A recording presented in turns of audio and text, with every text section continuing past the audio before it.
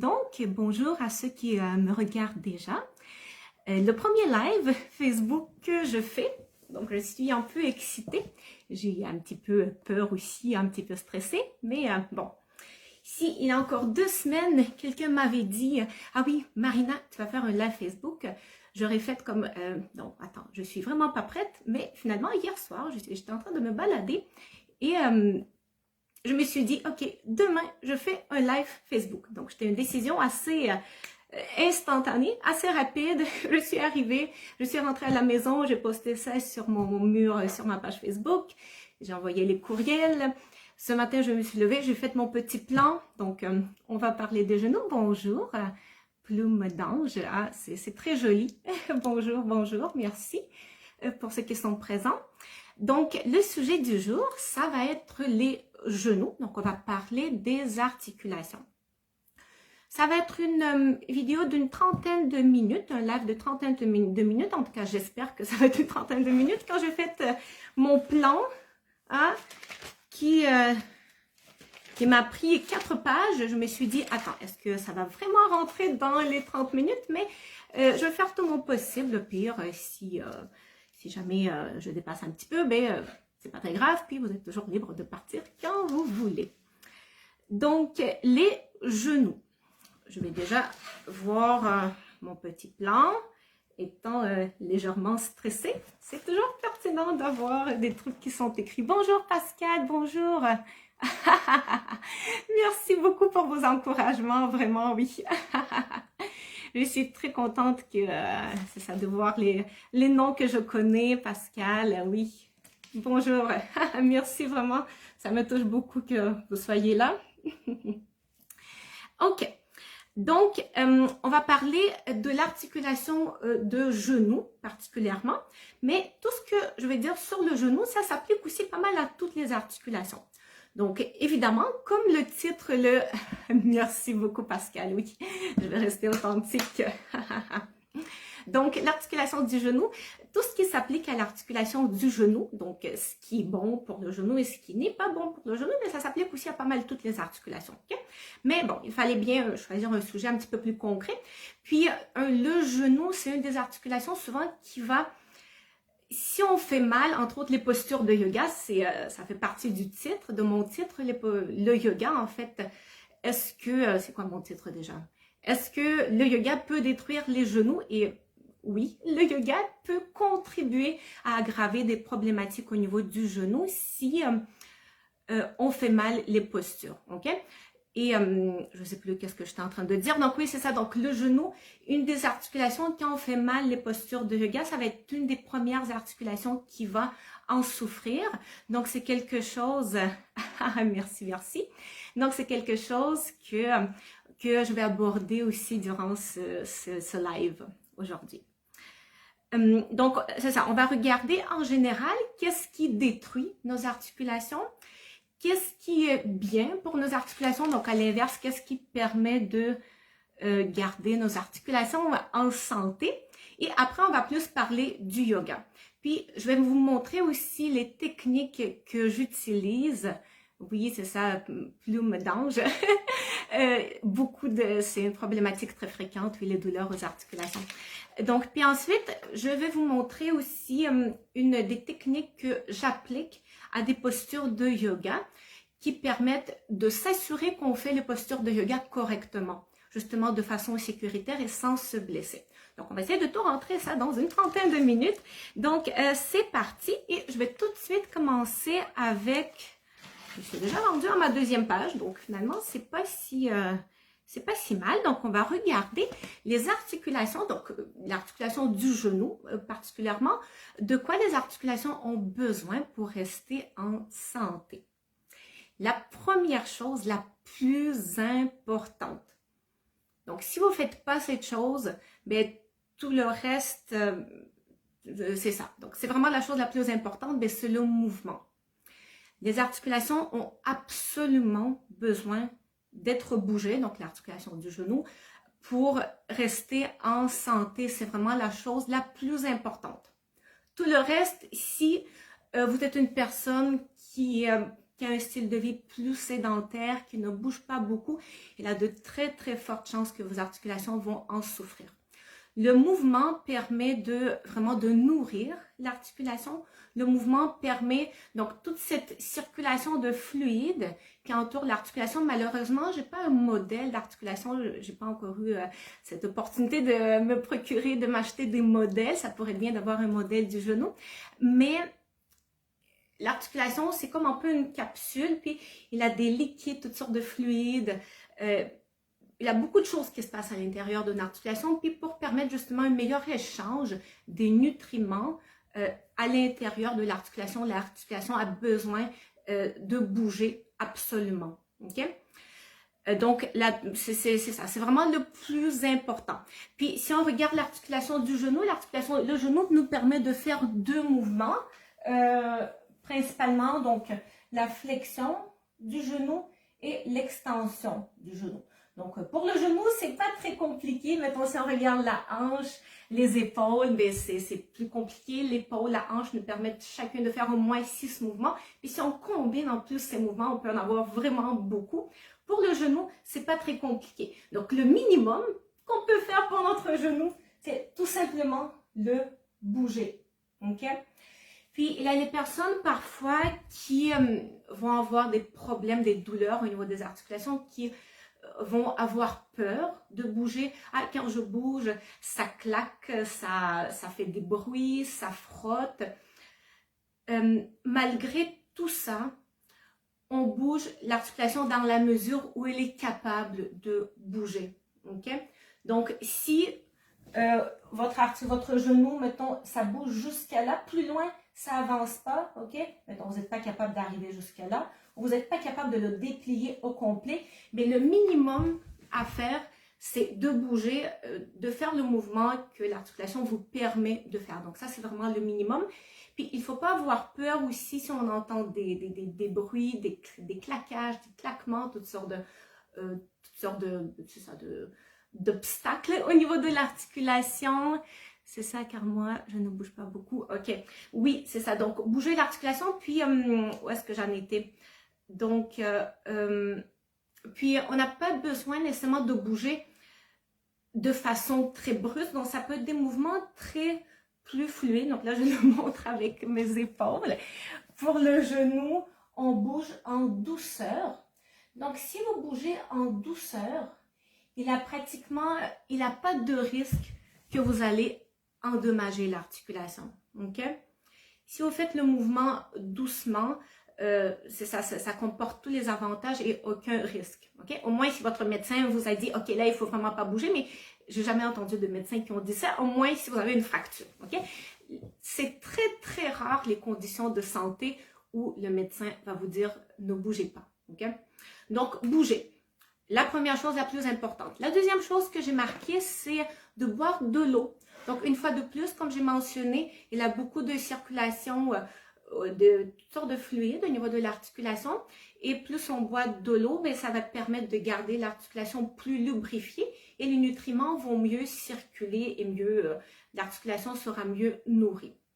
Par contre, ça ne sert une fois de plus à rien de boire beaucoup d'eau. Vous pouvez boire des litres et des litres d'eau. Ça ne sert à rien si vous ne bougez pas. Donc, c'est très important de combiner ces deux choses. Donc, bouger et boire de l'eau. Okay? Donc, la prochaine chose, un petit peu plus compliquée peut-être du point de vue un petit peu plus scientifique comme terme, c'est très important d'offrir des sensations proprioceptives à nos articulations pour les garder en santé. Très rapidement, c'est quoi la proprioception? Je vais comparer, c'est un sens, la proprioception, c'est un des sens de notre corps. Je vais comparer la proprioception avec, par exemple, la vision ou l'odorat, juste pour que vous compreniez qu'est-ce qui se passe. Donc, si je regarde les yeux ou les oreilles ou le nez, ce sont toutes des organes de sens qui vont capter les stimuli qui viennent de l'extérieur. Okay? Donc, pour les yeux, ça va être la lumière. Donc, je vois la lumière qui vient de l'extérieur. Les bruits, les odeurs. Mais la proprioception, c'est un sens qui capte les stimuli, l'information qui vient de l'intérieur de notre corps. C'est ça qui nous permet de savoir qu'est-ce qui se passe dans notre corps.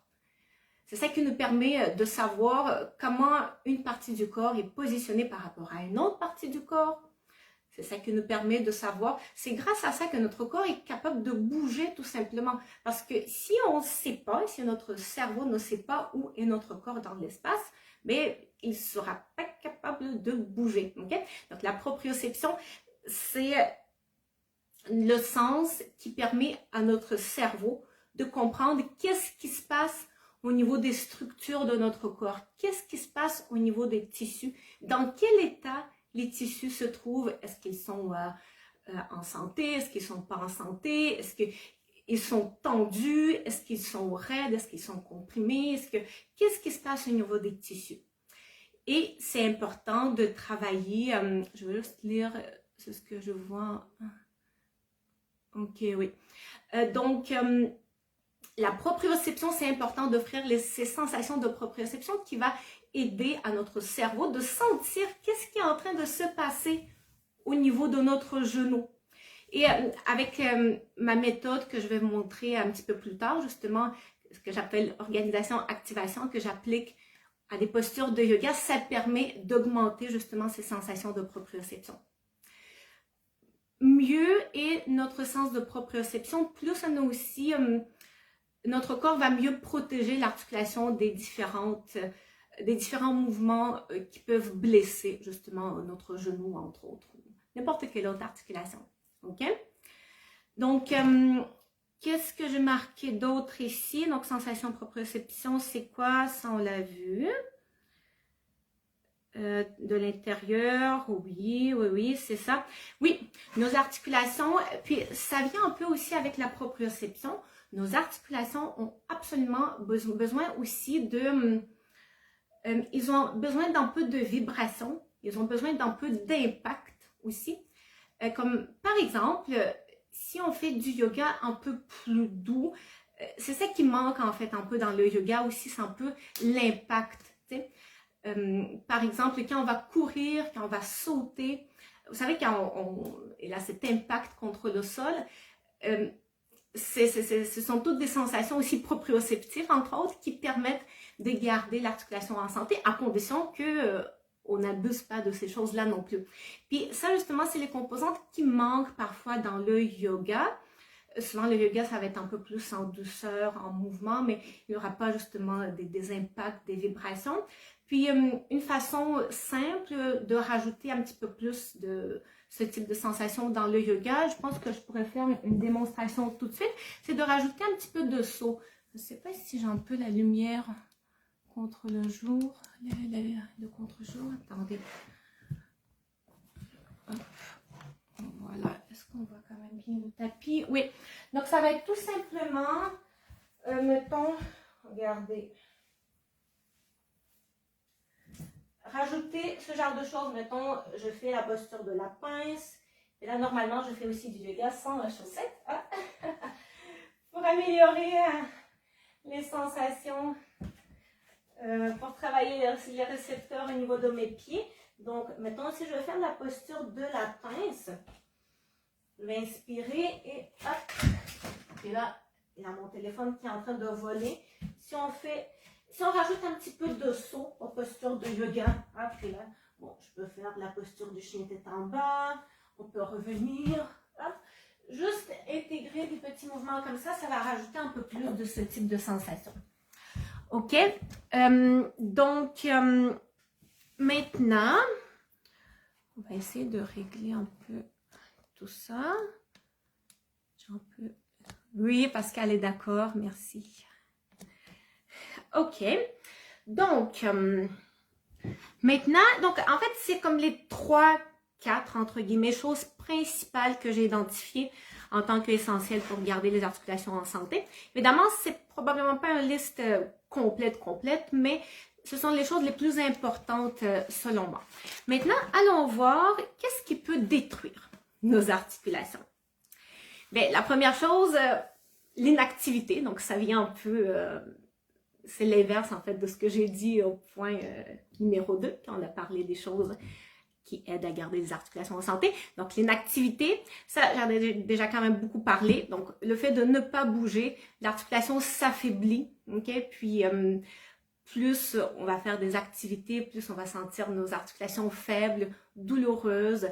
Puis, moins on va bouger, puis ça va faire un cercle vicieux. Hein? Donc, à un moment donné, il faut reprendre, intégrer tranquillement un peu plus de mouvement dans notre vie si... attendez, j'essaie encore de trouver une bonne position.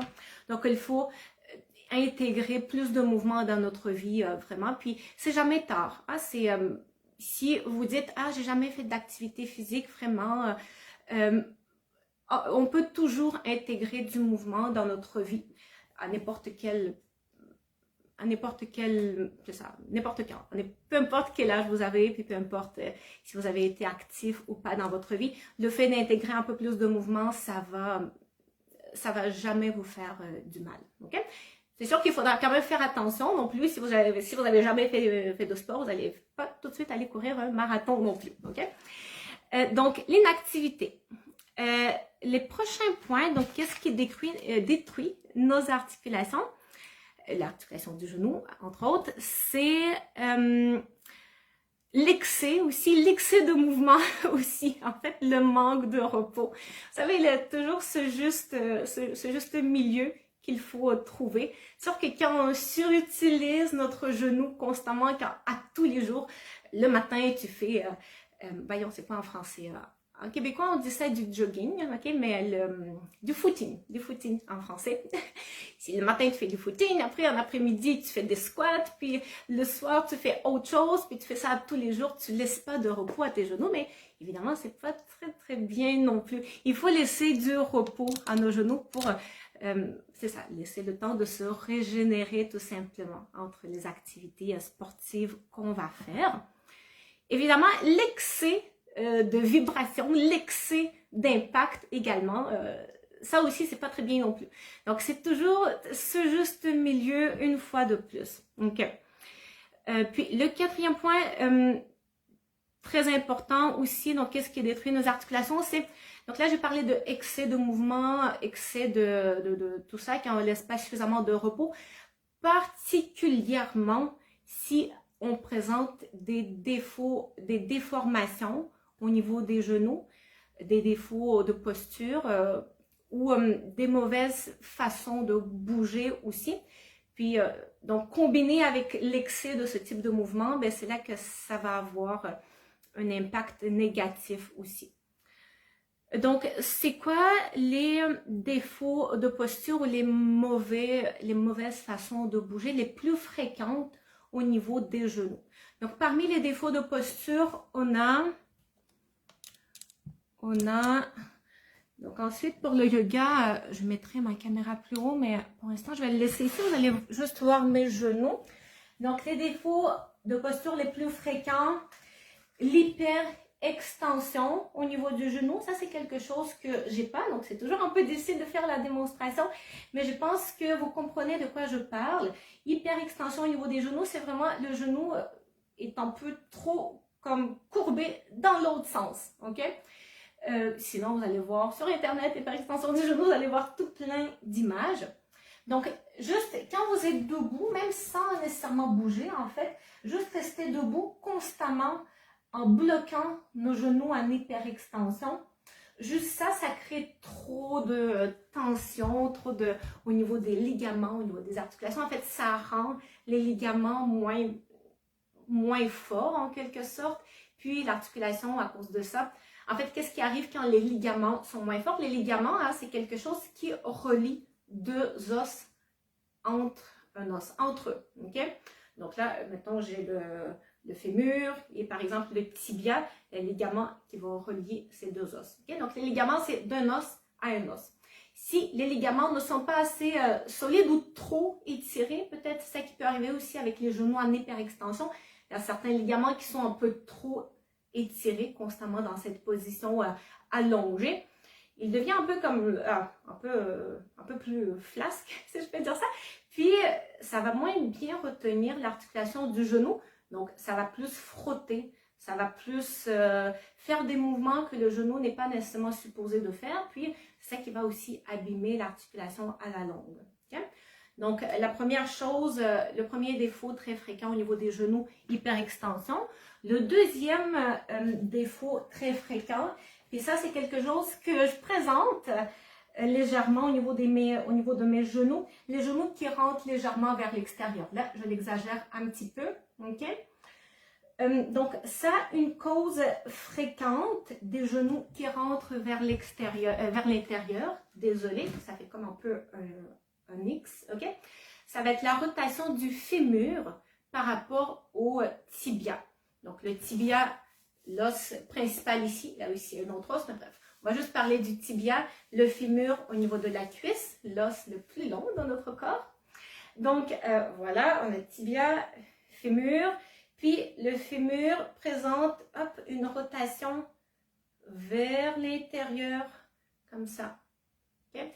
Puis, ça fait en sorte que les rotules sont un peu tournées vers l'intérieur. Okay?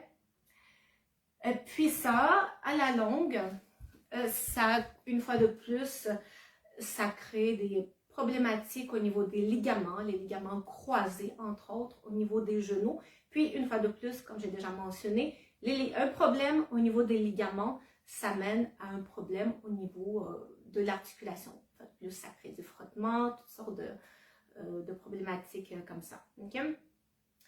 Donc, ce sont les deux défauts au niveau des genoux, pas mal les plus fréquents. Il y en a d'autres, mais bon, je ne peux pas faire un cours complet. Donc, je veux dire, on pourrait faire plusieurs cours juste à parler des défauts posturaux au niveau des genoux.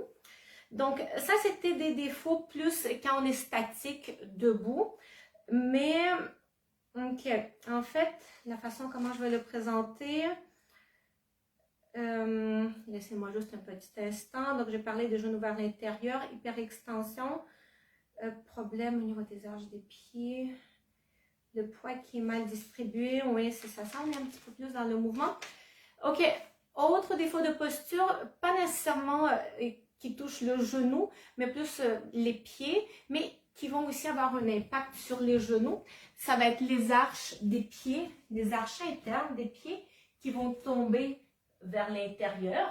Vous savez, l'arche ici, hein, assez fréquent, une fois de plus, le pied va rentrer un peu vers l'intérieur. Le genou aussi, par le fait même, va rentrer un peu vers l'intérieur.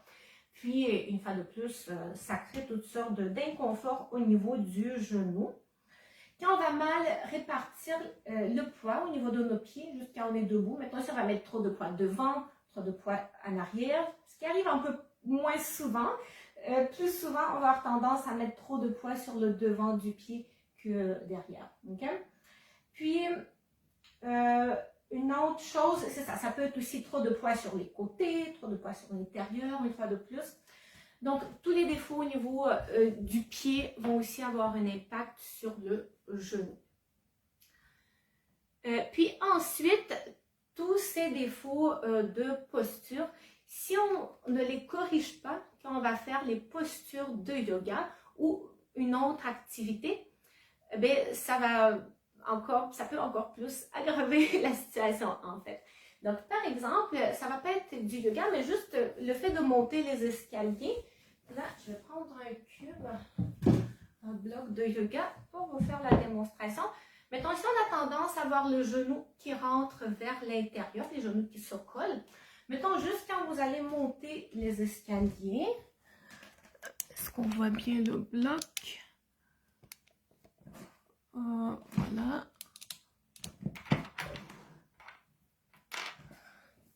Donc, juste quand on va monter les escaliers, mettons, vous placez votre pied, puis là, hop, le genou qui rentre vers l'intérieur. Vous voyez, ça arrive très, très, très souvent. Donc, à chaque fois que vous allez faire votre pas, à chaque fois que vous montez l'escalier, votre genou fait ce mouvement, puis à chaque fois, ben, ça détruit vos genoux un petit peu plus. Okay? Même chose quand on va faire les squats ou la posture de la chaise dans le yoga. Les genoux qui se collent, à chaque fois, une fois de plus, nos genoux sont en train de subir un stress exagéré à certains endroits, ok? Au niveau des ligaments, entre autres. Donc, je pense que l'heure est venue. Donc, ça, c'était quelques exemples, mais je pense que vous avez compris. Donc, l'heure est venue de parler un peu de yoga. En fin du compte, j'en ai déjà un petit peu parlé, mais là, on va plus parler du yoga, vraiment, le yoga et les genoux. Comment le yoga peut contribuer à aggraver nos problèmes au niveau du genou. Et parfois, les personnes ne vont même pas s'en rendre compte tout de suite, ok? Parfois, ça va être, on pratique du yoga pendant des années, puis après, on réalise que, ah, mais j'ai mal au genou, puis je ne sais pas pourquoi. Ah, mais peut-être parce que pendant des années, tu as un peu mal fait les postures de yoga, ok? Et peut-être d'autres exercices aussi. Là, j'avoue que ça m'embête un petit peu cette lumière, donc laissez-moi juste une minute. Je vais corriger cette situation. Je vais fermer la fenêtre et ouvrir la lumière. Ce ne sera pas long. Allez.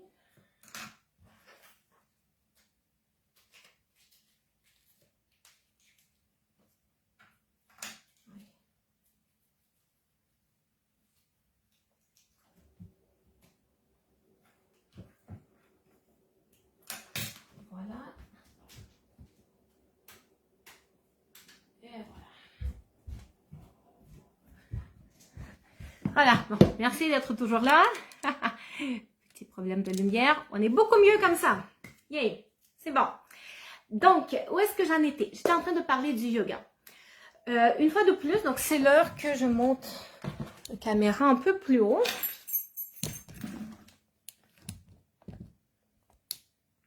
Voilà.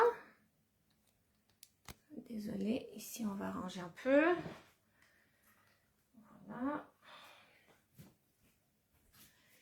Donc les choses, les erreurs très fréquentes qu'on va voir quand quelqu'un va faire du yoga qui vont aggraver les situations au niveau des genoux. Donc j'ai déjà mentionné quand on va faire la posture de la chaise, par exemple, les genoux qui vont se coller vers l'intérieur. Très typique. Quand on va faire les postures d'équilibre, la même chose, mettons, si je fais la posture de l'arbre, ou si je me mets sur une jambe, une fois de plus, on va essayer de compenser en rentrant le genou vers l'intérieur. L'arche interne au niveau du pied aussi qui va avoir tendance à tomber vers l'intérieur, puis on va essayer de maintenir notre équilibre de cette façon. Ça, c'est pas la meilleure façon de travailler notre équilibre. Okay? Un autre exemple, quand on va faire la posture du guerrier, okay? Mettons le guerrier 2. Donc le guerrier 2, ça ressemble à ça. La même chose, la même situation, le genou qui va avoir tendance à tomber vers l'intérieur. Je vous remontre ici. Voilà, hop, genou tombe vers l'intérieur, l'arche interne tombe vers l'intérieur. On n'a pas tous les bienfaits de la posture du guerrier 2 dans cette situation. Une fois de plus, notre genou subit toutes sortes d'inconforts qui peuvent mener à des douleurs même. Ok. Une autre chose, donc maintenant je vais plus parler de quand on a tendance à bloquer les genoux en hyperextension. La même chose, les personnes qui, mettons, quand on va faire une posture d'équilibre, qui vont garder le genou bloqué complètement en hyperextension. Hyperextension, quelques défauts de posture que j'ai pas, mais c'est ça. Donc, vraiment le genou qui va sortir par là. Qu'est-ce qui arrive dans cette situation quand le genou est trop bloqué? Bien, les muscles vont moins travailler, ok? Puis tout le poids va être en quelque sorte suspendu sur notre articulation, ok? Donc, quand on va faire ça, trop de pression qui sera exercée sur le genou, les muscles vont moins bien travailler, entre autres les muscles au niveau des cuisses, ok? Donc, une fois de plus, cette tension sera moins bien distribuée entre toute notre jambe, tout notre membre inférieur, ok? Puis, un peu la même chose qui se passe aussi quand on rentre les genoux vers l'intérieur. C'est un peu une sorte de compensation qui peut rendre la posture parfois plus facile à réaliser, ok? on se sent, on a plus de facilité, on dirait, à garder notre équilibre de cette façon, mais notre cuisse travaille beaucoup moins de cette façon aussi, ok? Donc, ces deux défauts de posture-là, les genoux en hyperextension, les genoux qui tombent, qui rentrent vers l'intérieur, quand on ne les corrige pas, quand on va faire les postures de yoga, bien, on travaille, c'est ça, trop de stress exercé sur les genoux et les muscles ne travaillent pas assez. Les muscles, justement, qui devraient être forts, entre autres, pour protéger le genou, entre autres, ok? Donc, une autre situation, quand on va faire trop d'étirements, ça j'en parle beaucoup aussi dans mes vidéos sur YouTube, quand on fait trop d'étirements passifs, particulièrement, mettons si, je vais montrer une autre posture debout, même si, oui, on est un peu plus dans l'étirement, oui, la posture de flexion vers l'avant, les pieds écartés, donc la posture qui ressemble à ça ici. Donc, une fois de plus, même dans cette posture, c'est extrêmement fréquent. On va avoir les genoux qui seront bloqués au maximum. Et même dans cette posture, il ne faut pas le faire. On va toujours garder le genou un peu débloqué. Okay? Pas plié nécessairement, même si dans cette posture, la flexion vers l'avant, on la commence toujours avec les genoux fléchis. Mais mettons les personnes qui sont particulièrement souples, ok? Ce qu'on va souvent voir chez ces personnes, ça va être les genoux complètement dépliés. Puis là, les personnes vont être complètement penchées vers l'avant. Donc là, il y a un étirement quand même assez intense qu'on ressent tout ici. Donc derrière la jambe qui part ici, derrière la cuisse. Donc le genou qui est complètement débloqué. Mais c'est pas très bien. OK? Trop d'étirements statiques passifs, ça affecte notre sens de proprioception. Okay? Donc, quand on en fait trop d'étirements statiques passifs, notre corps notre cerveau capte moins bien les signaux de ce qui est en train de se passer dans l'articulation du genou, entre autres, ou dans n'importe quelle autre articulation de notre corps. Un autre exemple, si on fait la posture de la pince assis, la pince sur le tapis. Donc, voilà. Un autre exemple classique des photos qu'on va voir sur Internet, sur Instagram.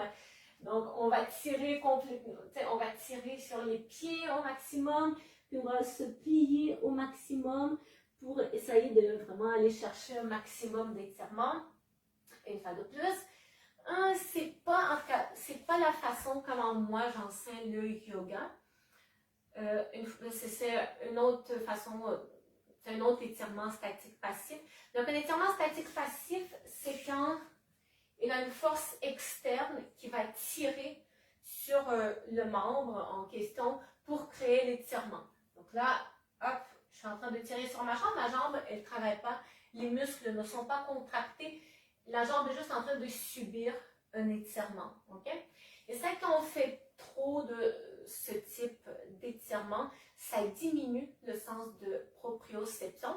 Donc, comme j'ai déjà mentionné, notre cerveau capte moins bien ce qui est en train de se passer au niveau de l'articulation, puis comme ça, moins notre sens de proprioception est développé, mais plus on risque de se blesser parce que notre système nerveux n'est pas au courant de ce qui est en train de se passer au niveau de l'articulation, tout simplement.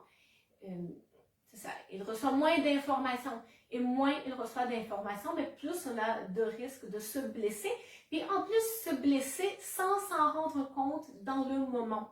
On va juste s'en rendre compte quelques semaines, peut-être quelques mois plus tard, surtout à force de subir le même traumatisme des jours après des jours, des semaines après des semaines. Okay? Donc, c'était quelques exemples des postures mal faites, des situations où le yoga peut contribuer à aggraver les problèmes au niveau de notre genou ou de créer des problèmes au niveau de notre genou. Okay? C'est sûr que je pourrais en parler longtemps. Difficile de faire tout ça pour moi, je suis fibromyalgique. Ok, oui, donc, ben justement, c'est quelque chose qu'il ne faut pas faire. Donc, c'est pas un problème, ok? Parce que tout ce que je viens de montrer, il ne faut pas le faire de toute façon, ok?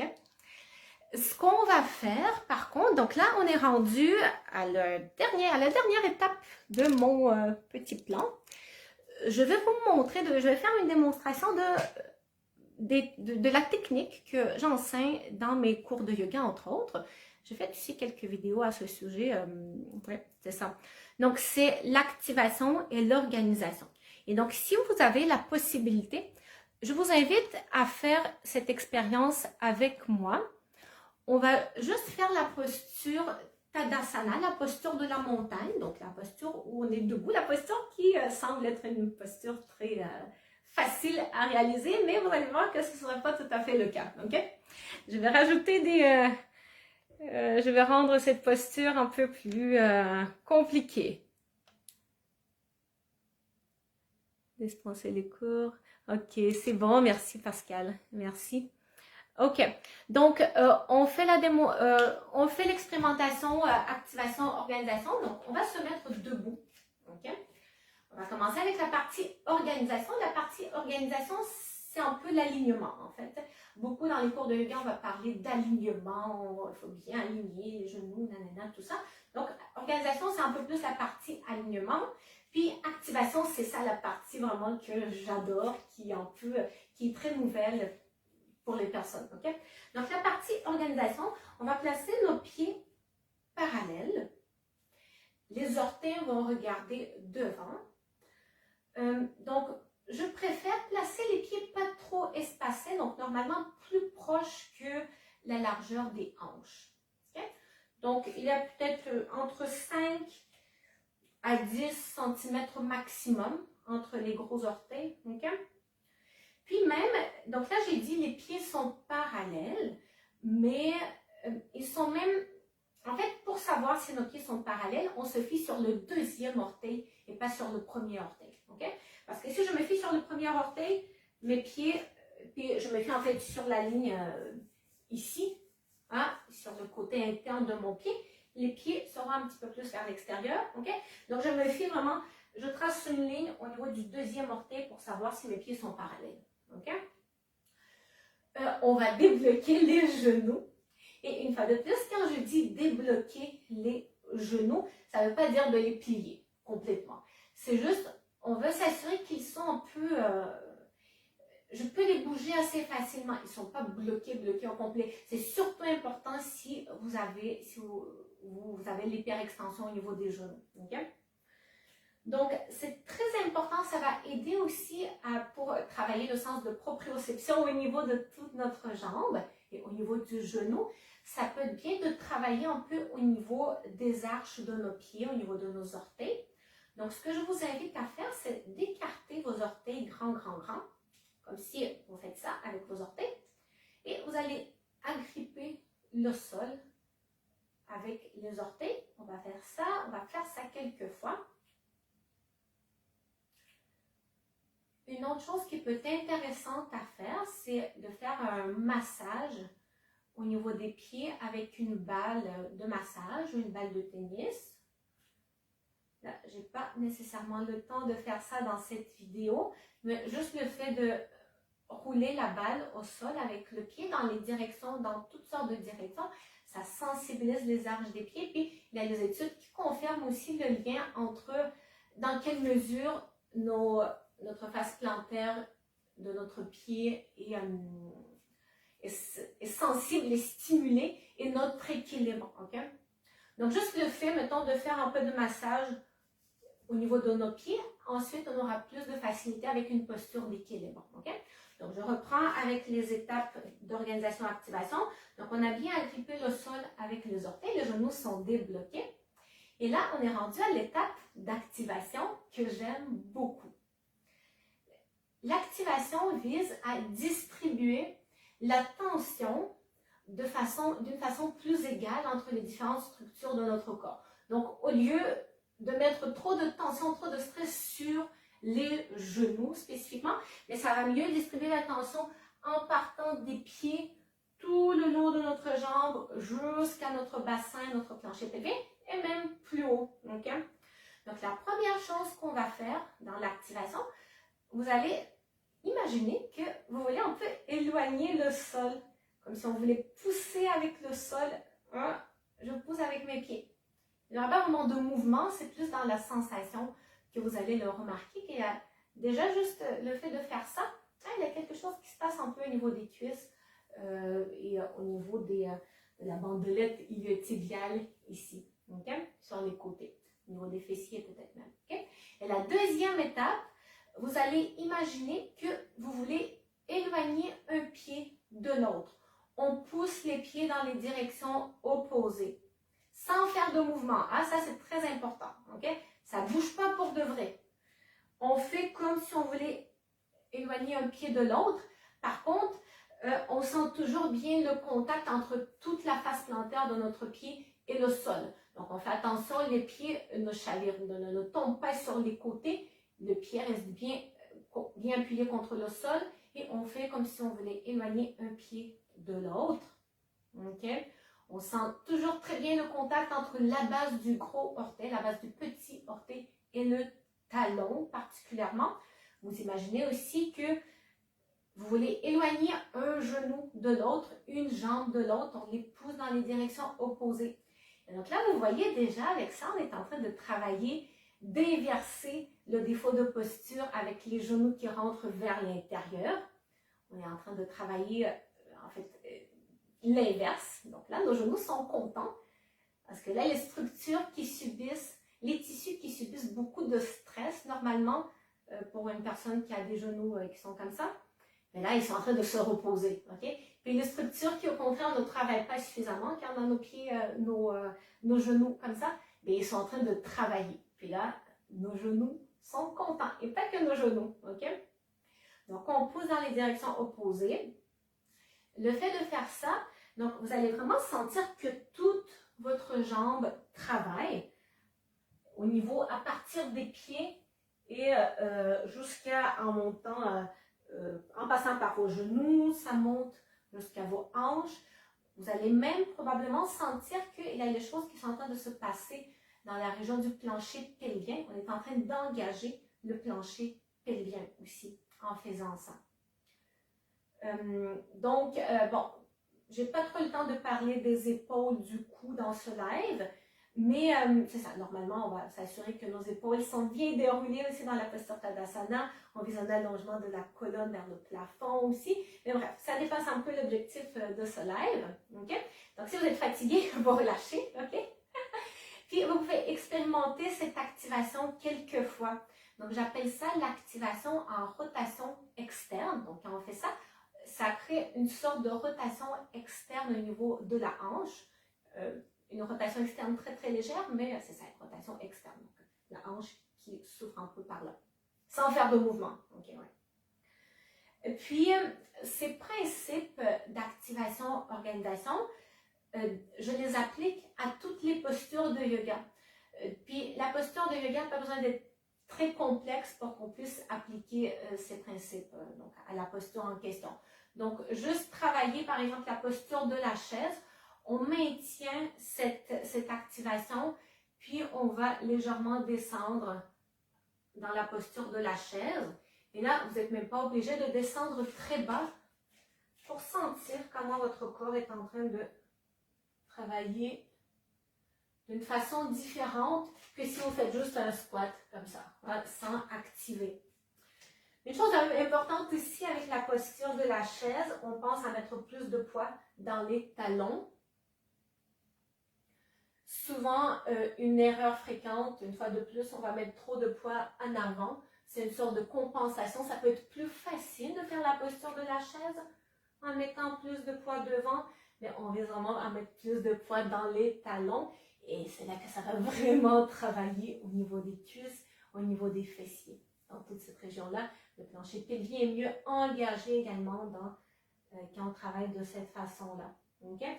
Une autre façon que je montre aussi à mes élèves, c'est avec, on peut prendre une ceinture, une sangle, un foulard qu'on va enrouler autour des cuisses, un petit peu au-dessus des genoux.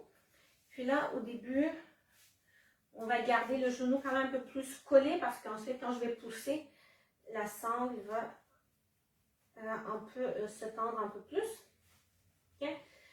Puis, la même chose, donc je fais mes étapes d'organisation-activation. Puis, je pousse, je crée une tension au niveau de la sangle en poussant avec mes jambes dans les... c'est ça, pour garder la sangle bien étirée. Puis, on pourra travailler légèrement aussi nos squats de cette façon. OK. Les squats, tout de même rester dans la position de la chaise un petit peu plus longtemps. OK. Ça, c'est un autre exemple, comment on peut travailler la posture de la chaise d'une façon beaucoup plus sécuritaire et efficace pour nos genoux. OK? Et donc, ces concepts, ces principes, activation, organisation, moi, on peut les appliquer à pratiquement toutes les postures de yoga. Et là, bon, je vous ai fait la démonstration plus pour les jambes. Ce sont des principes qui s'appliquent aussi pour les membres, pour les bras. OK? Je ferai un autre live plus pour parler des bras, des épaules prochainement. Et donc, c'est ça, activation, organisation, ça peut s'appliquer à toutes les postures de yoga, même les postures qui sont réputées pour être des postures plus d'étirement, on peut quand même les faire en appliquant ces techniques. OK?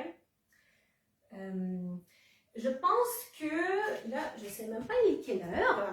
Je vais voir qu'est-ce que les gens sont en train de dire. Je dois filer. OK, merci beaucoup Pascal. Oui, merci pour ta participation active à ce live. Ah, mais oui, ça fait 50 minutes. OK.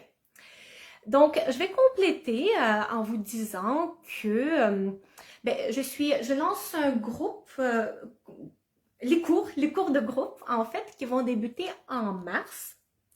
Et donc, dans ces cours, justement, je vous enseigne à faire le yoga, à faire du yoga avec ces principes que je viens de vous démontrer. Donc, l'activation, organisation, on regarde tout plein de postures de yoga en appliquant ces principes. Donc, les principes qui, selon moi, suite à des nombreuses de nombreuses formations que j'ai suivies, pas mal les plus efficaces pour travailler notre corps de façon sécuritaire. OK? Donc, cette façon-là que je viens de vous montrer aussi, ça crée des sensations proprioceptives au niveau des articulations qui sont très saines aussi pour nos articulations, qui permet de les garder en santé. Puis, comme j'ai déjà mentionné, ça distribue la tension d'une façon plus égale entre différents tissus de notre corps. Et donc, au lieu que, en fait, tout le stress soit exercé sur un tissu, sur un ligament, mais cette tension est mieux distribuée. C'est pour ça aussi que c'est plus sécuritaire. OK?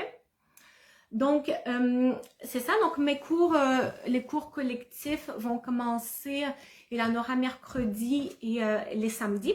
Donc, toute l'information, vous pouvez la voir sur ma page Facebook. Donc, yoga avec marina.rbo. J'ai déjà mis hier et aujourd'hui les posts avec un peu plus d'informations si vous voulez en savoir un peu plus.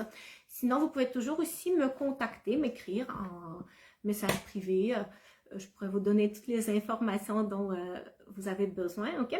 Puis évidemment, je donne aussi des cours privés, individuels, si ça peut vous intéresser. Donc, avec le yoga vraiment plus adapté à votre situation, à vous.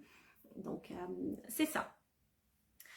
Sur ce, je vais compléter ce live, le premier. Et je trouve que ça a été quand même une bonne expérience de mon côté.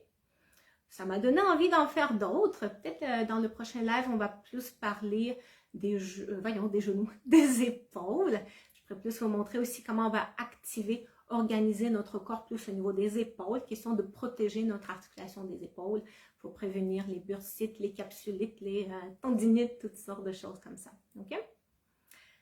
Donc, je vous remercie pour votre participation. Donc, vraiment, tout le monde qui a commenté aussi, Pascal et Plume d'Ange. Merci beaucoup d'avoir participé activement dans le chat. Et vous serez informés du prochain live. Et je vous souhaite une très très belle journée à tout le monde. Donc, bye bye. On va arrêter ça. Terminé.